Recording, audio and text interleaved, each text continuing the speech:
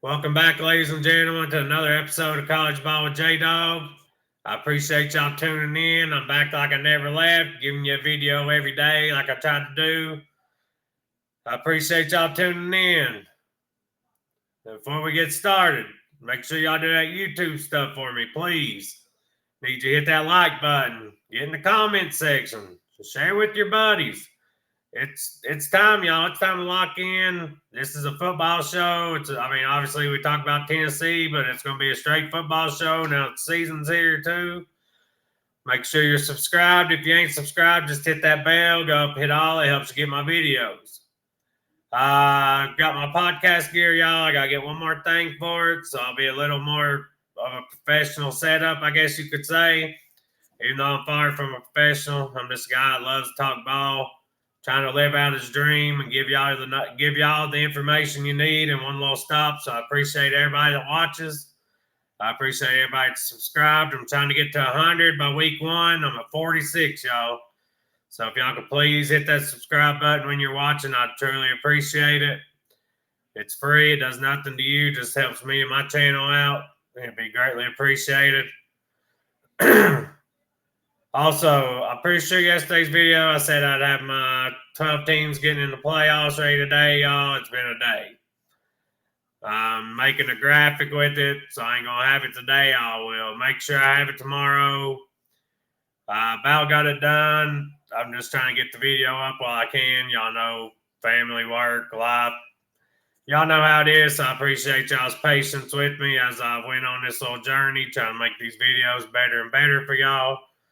So I appreciate everybody tunes in every day. I know I keep saying that, but I truly do appreciate y'all. It's a lifelong dream to be able to talk about sports. So anybody that watches is helping me do that. So thank you. We got a big show lined up, y'all. We're 12 days away from week 1. 12 days. 5 from week 0. So if you're an Iowa State, Kansas State fan, it's time to lock in. It's time for everybody to lock in, but it's really time for fans of week 0 teams to lock in. I've got us Tennessee, Syracuse, Ohio State have all named starting quarterbacks, y'all. We got Savion Hyder commitment tomorrow between Tennessee and Michigan. And I got the Vegas lines for week 0. So it's time to lock in. Y'all get your snacks, do whatever you do when you watch these videos. Kick back, relax, sit on the toilet. It ain't none of my business what you do. Just I appreciate you watching. Let's get into it, y'all. First things first, we got 3 starting quarterbacks named. I'm going to start out with our opponent starting quarterback. Steve Angeli has been named starting quarterback for Syracuse. He's transferred from Notre Dame. He beat out Ricky Collins from LSU. He transferred from LSU, so he beat out the LSU transfer.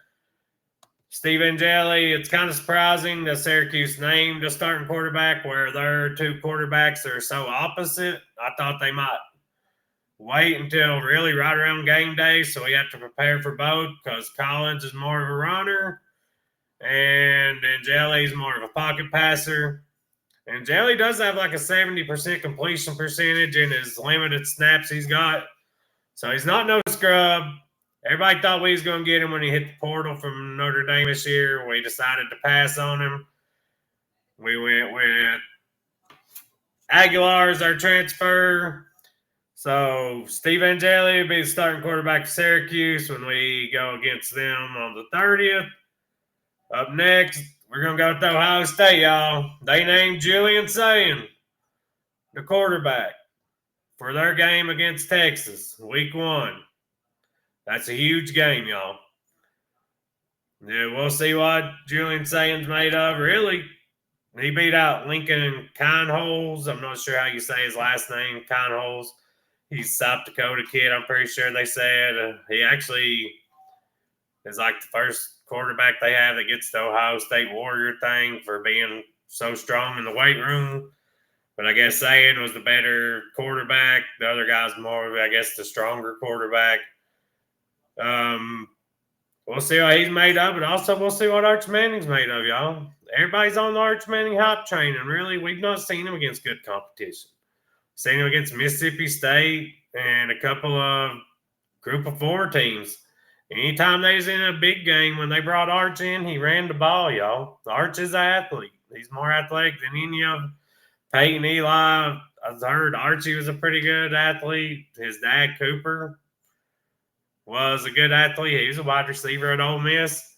So, I mean, really, we're going to find out what Arch is made of, too. We've not seen him against top competition. And that's, I mean, Ohio State is top competition. No matter how you feel about them, they've got the talent. Yeah, they're number 1, number 2, number 3, whichever poll you look at, according to. So, Arch is in for it, too. And it's at Ohio State. So, I mean, we'll see what Arch is made of, too. And last but not least, your Tennessee Vols have named the starting quarterback as well. It comes to no surprise to anybody that Joey Aguilar, Tennessee has decided who will be its starting quarterback for the 2025 season.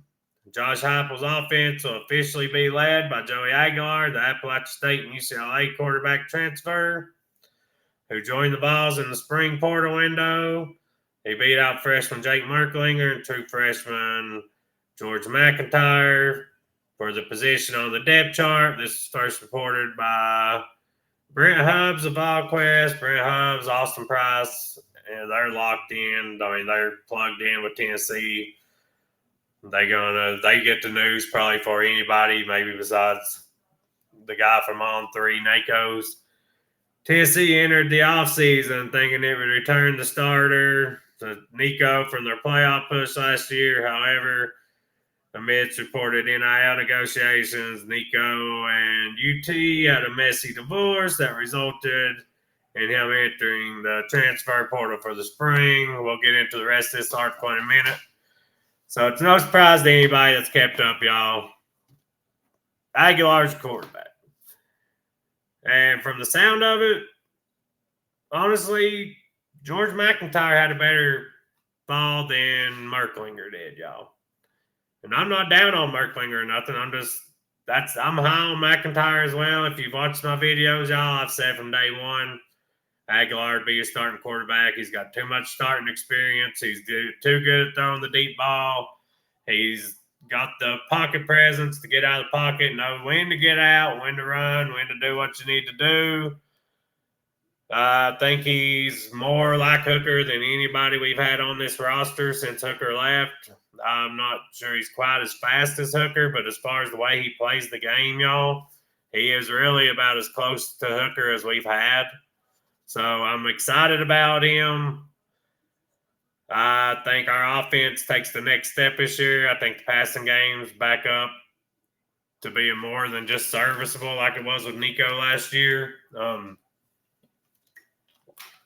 Joey will run too. If you've not watched film on Joey, go watch some of his tape from Appalachian State. He's a tough son of a gun. He really is. He can throw the deep ball, and that's what we've been missing the last 2 years. Somebody that can throw the deep ball. Milton couldn't throw the deep ball very well. And Nico overthrew all his deep balls last year. So, well, not all of them, but he only hit 17% on them. So if Aguilar can get 50% of his deep balls this year, I think he can do better than that. But even if he just hits 50%, this offense takes that next step, y'all. We're back to closer to 40 points a game than we are to 30. Running game's going to be fine. Everybody, we lost Sampson. We're fine at running back, y'all. Heupel's offense will have a good running game no matter what. And we got a lot of talent still at running back. I think Peyton Lewis is the most talented, but he'll be second string to start the season. I could see him taking over. Deshaun Bishop will be your starter. So, Aguilar's your starting quarterback, y'all. I'm happy about it. Whenever we got Aguilar, I wasn't too sure about him, but then I went and watched tape, looked at his stats. I think Heupel got the right guy for his system. Was he the highest rated guy out there? No, he sure wasn't. But he's the right guy for us. I really truly believe that for our system. We'll go coming from JUCO to Appalachian State. Playbooks change in terminology and verbiage. Aguilar said ahead of fall camp, but some things kind of stack on top of each other. And where you go, just hearing how Coach Joey Halsley teaches it, Coach Hype teaches it, and taking it from when I ran it. Some plays I ran other places, just bringing that over off what I know, and then what they're teaching and how they want us to run it. It kind of makes things a little easier, but definitely there was some stuff I had to learn and dig deeper in. I feel like the experience going from JUCO to App State, even UCLA, helped me get the playbook down a little easier. So Aguilar's been all over the place. JUCO, App State, UCLA. UCLA ran Aguilar's name into the ground too whenever he left, by the way. If you didn't see that when I talked about it, their coach tried to say he had bad studying habits. He didn't put the work in, all this. Basically just smeared our quarterback's name to make him not look bad for dropping him to bring Nico in after he made him move from freaking North Carolina to California for basically 4 months. He went there in December, January, and left in freaking April. And then you're going to smear his name when he's only been there for 4 freaking months. All because you wanted to bring Nico in and get people talking about your program, because otherwise nobody was talking about UCLA because nobody talks about UCLA in football. If it was basketball, sure. Aguilar went into the recent 2024 season with high expectations with the Mountaineers after a dominant showing the year prior. He threw for 3,000 yards on 56% completion rating, tossed 23 touchdowns, but turned the ball over 14 times. In just 11 games on the ground, he added 207 yards, 2 touchdowns. The year before, he shined, y'all. Last year, he kind of had to do too much in that offense because they was behind all year. If you don't know, Appalachian State's kind of been on the decline the last couple of years just because they've lost coaches, all that. But he was playing hero ball last year, so his stats went down a little bit. His interceptions went up some. He didn't have quite the talent around him that he did before. In 2023, Aguilar torched the App State record books. He set new program best marks for single-season passing yards, 3,800 basically. 33 touchdowns, total offense 4,000 yards, 200-yard pass games. He had 13 of them. Pass completions 293, pass attempts 460. That year earned him the Sun Belt Newcomer of the Year and Cure Bowl MVP. Steered App State to a 9-5 record and Sun Belt championship game appearance and bowl win over Miami, Ohio. He began his career in junior college at Diablo Valley for 2 seasons. Prior to that, he played 2 years at Freedom High School in Anatoch, California. The guy's got experience on. The fact that he come in, I know Merklinger don't have no experience really in games. He played a little bit last year, mop-up duty, some in third string. But he had been in this program since December the year before. So he had been in the program when Aguilar got here. He'd been in this program for a year and a half. Aguilar's been in this program for 4 months now. 4 months. And he's already came in and took the job. That's a good sign to me because he learned the offense fast, and they said the last scrimmage, the offense was really taking off, so it sounds like he's getting comfortable in the offense.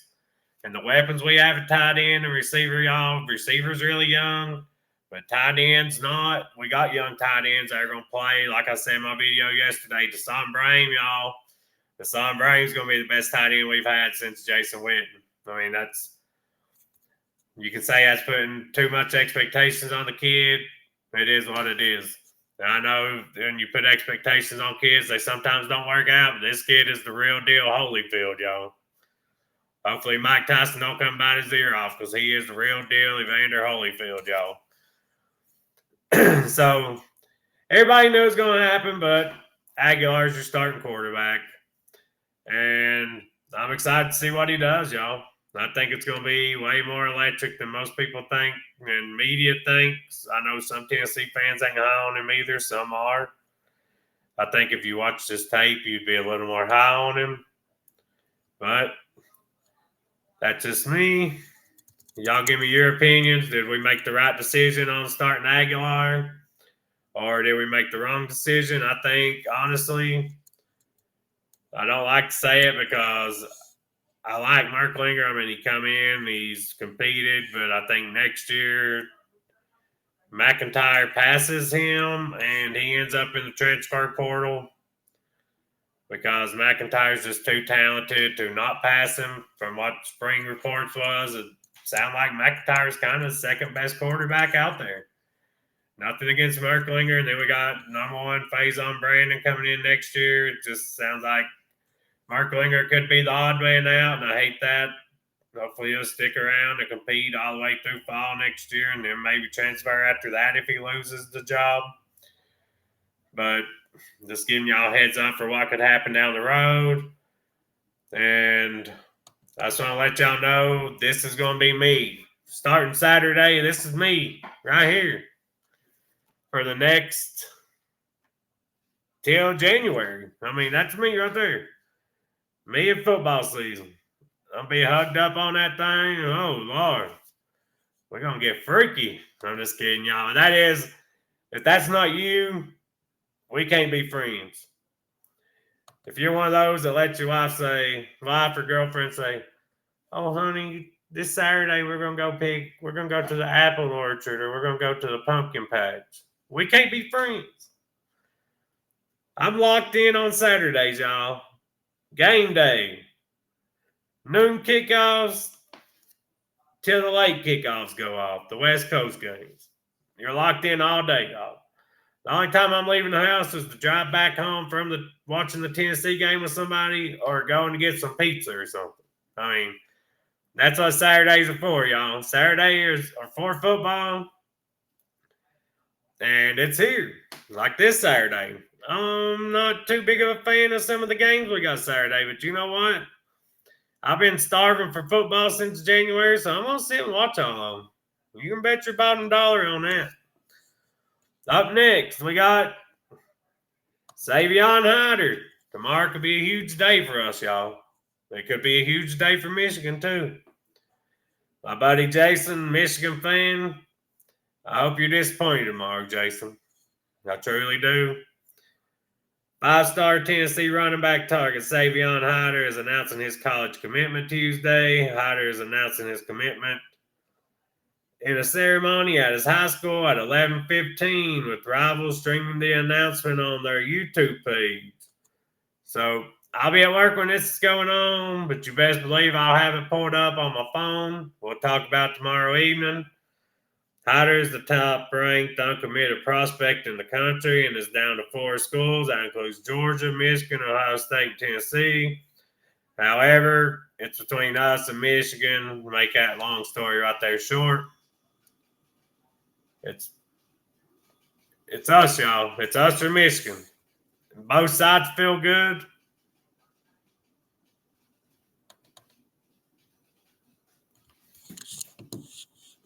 What the heck?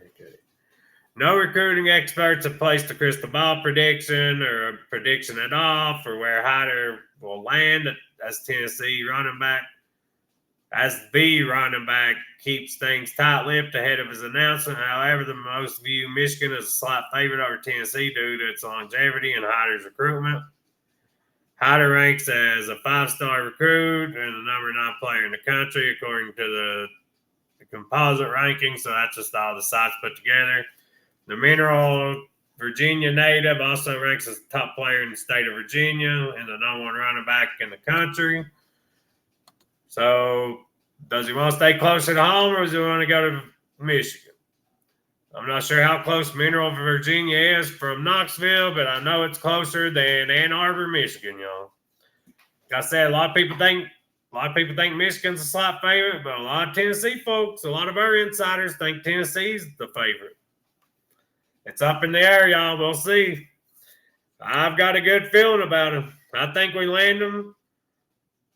Also, just side note, Tristan Keys, y'all, he's still on flip watch. And that Adidas deal we just signed, it's helping us out. I told y'all when we signed it, and it's coming to fruition. He's already signed the NIL deal with Adidas.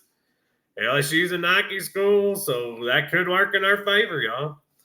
Tennessee surged in Hyder's recruitment early this summer after visiting Knoxville for the 865 Live weekend. If you don't know what 865 Live is, it's our biggest recruiting weekend over the summer every year. It's right around one of the holidays in the summer. I can't remember, Labor Day or Memorial Day. I can't remember which one.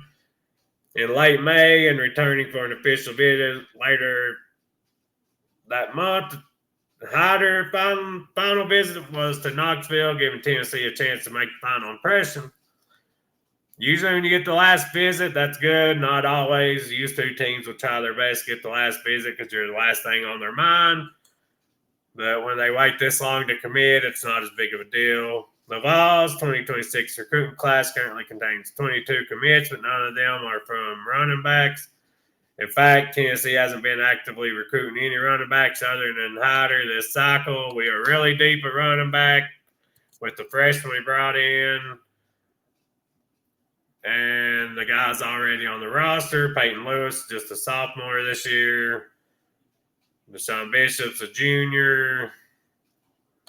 Star Thomas, I'm pretty sure he's a senior, but he's just the kind of one-year plug-and-play guy. We got Dewanne Morris. Got here, we got Bishop, Peyton Lewis, each projected to be back for Tennessee this season. We've also signed a pair of running backs in 2025 cycle, 4-star Dewanne Morris, 3-star Justin Baker. Dewanne Morris, y'all, he's going to be special in this offense too.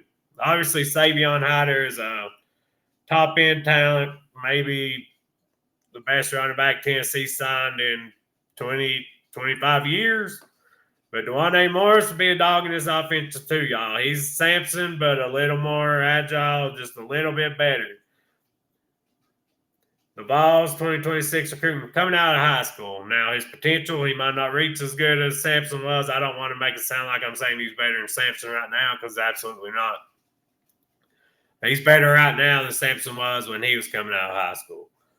Does that mean he'll reach the same potential as Samson? That's to be seen, but we've seen the develop running backs pretty good since Heupel's been here.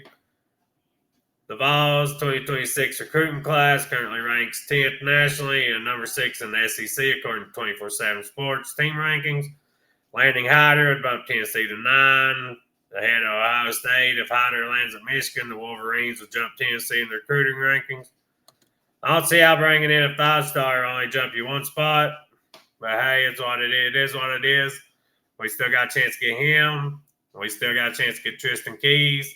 And in this day and age, it ain't over till the paper's signed, and the paper ain't signed till December, y'all. So even if we get him, it'll be an exciting day, but it ain't the end of it because they're not going to quit recruiting them. If they win the battle, we're not going to quit recruiting them either until signing day in December. Just like all these guys, it's like Tristan Keys. He committed to LSU. We're still recruiting him. So, and he's on flip watch. He's been on flip watch. We'll see if it actually happens. So tomorrow, make sure if you're not doing anything, you're not at work, or even if you are at work, if you can sneak off, pull up Rivals YouTube page, 11:15. We'll know if we land the number 1 running back in the country. Be huge for the program. That'd be our 4th 5-star in this recruiting class. And we could end up at 5 if we flip Tristan Keys. It'd be absolutely insane. Tennessee's rolling, y'all. That Adidas deal is going to keep it rolling. I think we're going to start landing top 5 recruiting classes. And we're already rolling, but this train's about to get going down the tracks. And you either get out of the way or you jump on board, baby. I truly believe that. The last thing I want to talk about, week 1, we got the lines for week 1. I'm not going to make my predictions today. I'll probably make those Wednesday or Thursday. I just want to give y'all an idea on what we're looking at here, where I'm leaning right now. Iowa State, Kansas State, the line is 3. The over-under is 49.5. And money line is minus 155. If you're not familiar with gambling, minus means that's the favorite. If you're the plus, you're the underdogs. If you bet plus, say you bet plus 130 on Iowa State and you put $10 on it, you'll win like $22, $23. If you put it on Kansas State, you put 10 on Kansas State, you're going to win like $19 because your money don't double. That's what that basically is. If that don't make sense, I apologize. The spread's usually 110, 112, so you put $10 on spread, you're going to win 19 something back. So Kansas State's favored by 3 against Iowa State. UNLV's favored by 24.5 against Idaho State. Sam Houston is 10-point underdogs against Western Kentucky. Looks like Sam Houston is favored to cover that spread. And Stanford is 2.5-point underdogs to Hawaii, y'all. Look how far Stanford fell off. Oh, my gosh, man. It was just a few years ago. They was a top 25 program every single year, and now they're freaking underdogs to Hawaii. That's absolutely mind-blowing, y'all. I know that was bad last year, but I didn't know it has gotten that bad to where they're underdogs against Hawaii. And Hawaii's not been that good recently either. So that shows you how bad it's been. I just wanted to go over these lines with y'all, give y'all an idea of what we're looking at. Man, that Kansas State-Iowa State game is probably going to be a damn good one, y'all. Avery Johnson against Rocco Becht. That's going to be a showdown, y'all. The other game, I think Western Kentucky and Sam Houston could be a pretty good game. Sam Houston's in their second year, pretty sure second or third year in Division I, or FBS as they call it now. Like I said, it's not a loaded slate, but it's a slate, y'all. It's football. So I'll be locked in. You got Kansas State at 12. Kansas State, Iowa State's at 12. UNLV, Idaho State's at 4. Western Kentucky, Sam Houston's at 7. And Stanford, Hawaii's at 7:30. On y'all's way out the door, if you ain't done it already, would you please hit that like button for me? Subscribe to my channel, please. Hit the comment section. Tell me where you think Savion Hyder's going to go. Tell me what you think about the team starting quarterbacks. Tell me you're ready for football. Give me a go Vols. Give me a screw Tennessee. Give me anything. I like talking back and forth with y'all, even if you don't agree with what I say. I like to debate with y'all in the comment section. I appreciate y'all tuning in. As always, go Vols, baby.